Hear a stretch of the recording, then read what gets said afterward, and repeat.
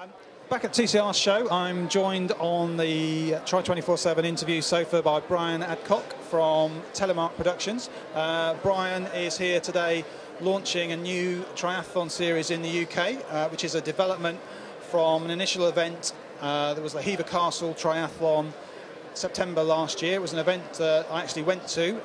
Was particularly astounded when I was there because it was a first-year event and they managed to attract something like 1,300 people, which to a first-year event I thought was pretty impressive. We're going to speak to Brian about that now and actually some huge expansion plans that they have for what they're launching today, which is the Castles Triathlon Series. So, Brian, thank you very much for joining us. Thanks, John. Can you, let's talk about Hever Castle last year. As I say, it was a first-year event.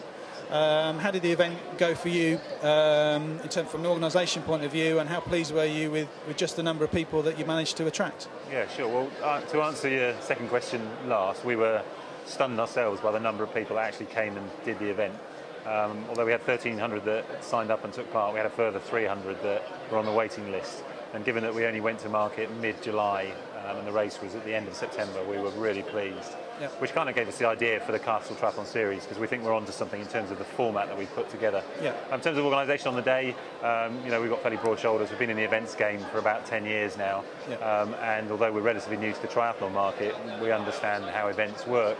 And you know, it could have been better in a number of areas, but this year, as something that will help us get better, we've teamed up with Seven Oaks Tri Club, yep. And they're going to help us with the marshalling of some of the key areas on the race, including transition, but some of the key pinch points out on the course as well. So, you know, we've got great hopes that it'll be a much better event next year. Excellent, yeah, and I'm sure that'll be a great help. I mean, we on the site have done quite a lot of work with Seven Oaks, and it's certainly a race that their organisation is praised, and they're up for an award actually tonight for their organisation of their race. So I'm sure that will be a great addition. So Jez will be pleased. Yeah, so they will be. So let's look on that point, John. We obviously got a series of races this year around the UK, and we're looking to team up with other triathlon clubs. So we are talking to Mid Cheshire at the moment about the Cholmondeley Castle Triathlon.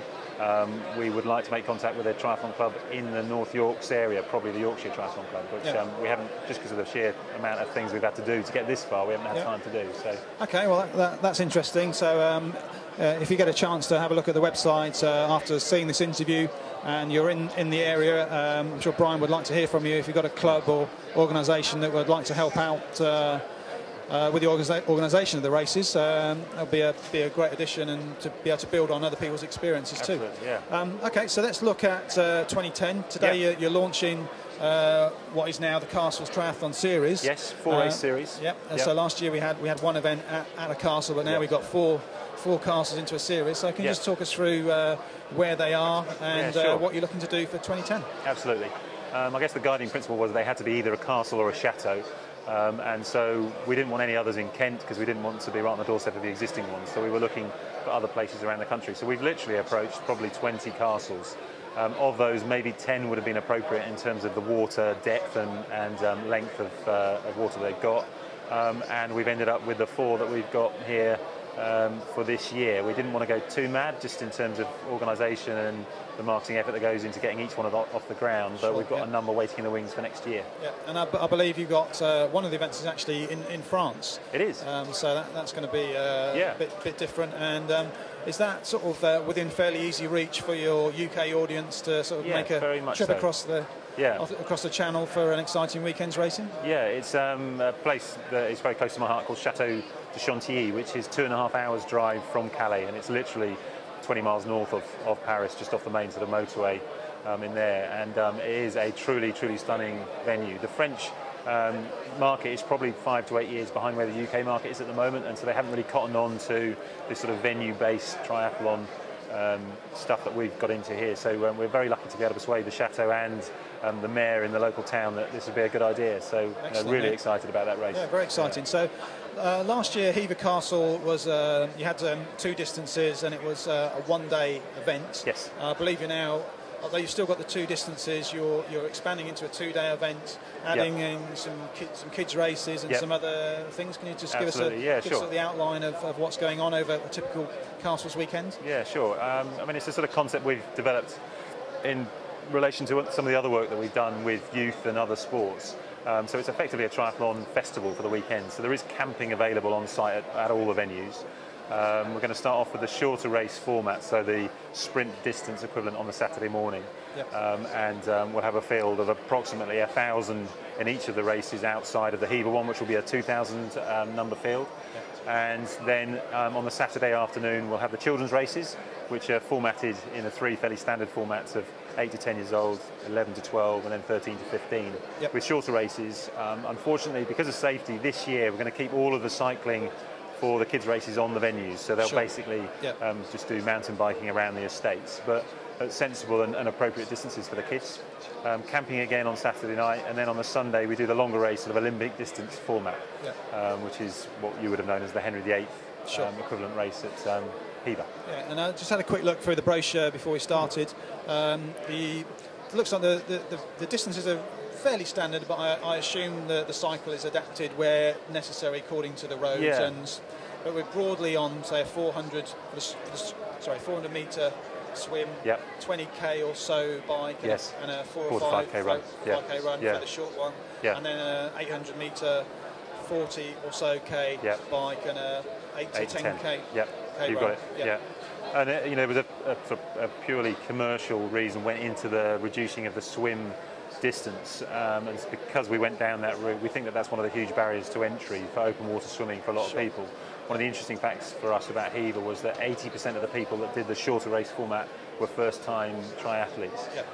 And that's what's the exciting thing from a commercial perspective about the race series yeah. for us. So it's a great way of getting people in, and then maybe they yeah. go from the 400 metre 1 year and then think, I'll yeah. try the yeah. 2-lap or the bigger one the following year. Yeah.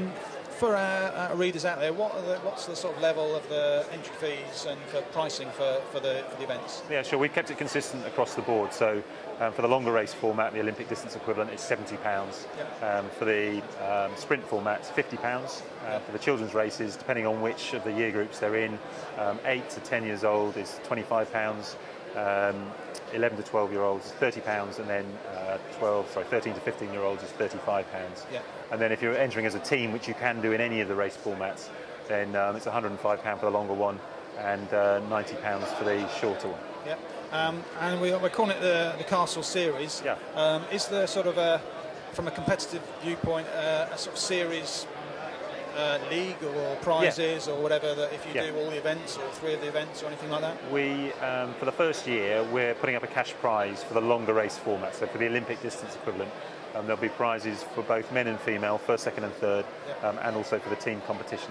Okay. So that's quite an exciting thing, and you do get rewarded if you decide that you want to sign up for all 4 now. You'll get a discounted entry rate.